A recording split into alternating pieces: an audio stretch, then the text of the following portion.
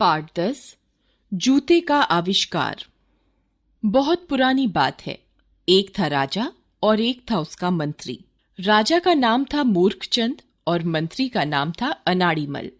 राजा मूर्खचंद का राज्य बहुत बड़ा था। एक दिन बैठे बैठे मूर्खचंद के मन में अपने राज्य में घूमने का विचार आया। उसने अपने मंत्री को साथ लिया और घूमने के लिए निकल पड़ा। रास्ता कंकड़ पत्थरों से भरा और ऊबड़ खाबड़ था। राजा को ऐसे पथरीले रास्ते पर चलने की आदत नहीं थी। थोड़ी दूर चलने पर ही उसके पैरों में कंकड़ चुभे तो उसकी हालत खराब हो गई और पैरों में धूल मिट्टी भी लग गई। उसने आगे जाने का विचार छोड़ दिया। वह अपने महल लौट आया और सोच में पड़ गया। उसने मंत्री अनाड़ीमल को बुलाया और गुस्से में बोला, हमारे राज्य के कंकड़ पत्थरों की इतनी हिम्मत कि वे हमारे पैरों में चुभें। तुम लोगों से एक रास्ता तक साफ नहीं रखा जाता। तुम लोगों की लापरवाही के कारण हमें अपनी यात्रा छोड़कर वापस आना पड़ा। जाओ और जाकर रास्ता साफ करवाओ, वरना तुम्हारी खैर नहीं। राजा की आज्ञा सुनकर मंत्री अनाड़ीमल की आंखों के सामने अंधेरा छा गया। उसने राज्य के सभी विद्वानों और पंडितों को बुलाया। सभी विचार मग्न हो गए, किंतु रास्ता साफ करने का उपाय किसी को नहीं सूझा। सब लौट गए। अकेला मंत्री सोचता रहा।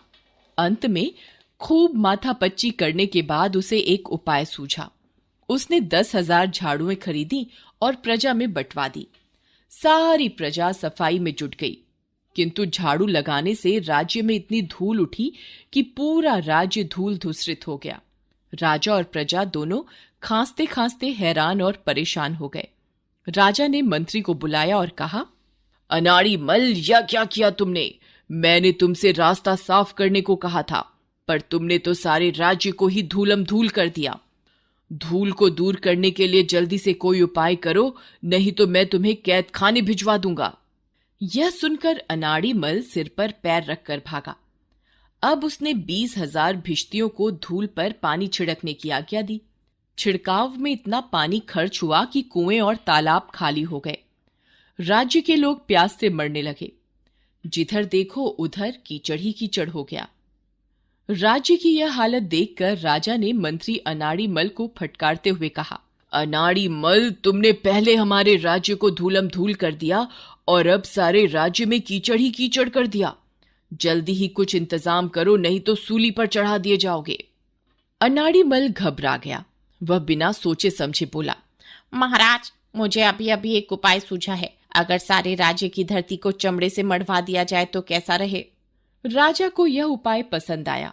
उसने धरती को मढ़ने के लिए सभी कारीगरों को बुलाने का आदेश दिया। राजा का आदेश पाते ही सिपाही दौड़ पड़े। देखते ही देखते सारा दरबार कारीगरों से भर गया, पर उनमें से किसी ने भी राजा की बात का समर्थन नहीं किया। सब एक आवाज में बोले, महाराज, पूरे राज्य की सड़कों को चमड़े से मढ़ने के लिए न तो हमारे पास पर्याप्त चमड़ा है और न ही शक्ति है। यह सुनकर राजा बहुत निराश हुआ और मंत्री के चेहरे की तो डर के कारण हवाइयां ही उड़ने लगी। ठीक उसी समय एक बूढ़ा कारीगर आया। वह राजा को नमस्कार करके बोला, महाराज, आज्ञा दें तो मैं एक उपाय बताऊं। राजा ने क्रोध में कहा, बक बक मत करो, कोई उपाय हो तो जल्दी बताओ। बुद्धिमान कारीगर ने अपने थैले में से थोड़ा चमड़ा निकाला और उसे काट छांट कर सिल दिया।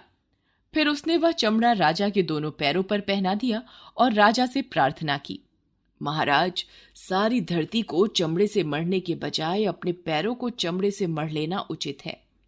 राजा बूढ़े कारीगर की युक्ति से बहुत प्रसन्न हुआ। अनाड़ीमल की भी जान में जान आ गई और इस प्रकार जूते का आविष्कार हो गया।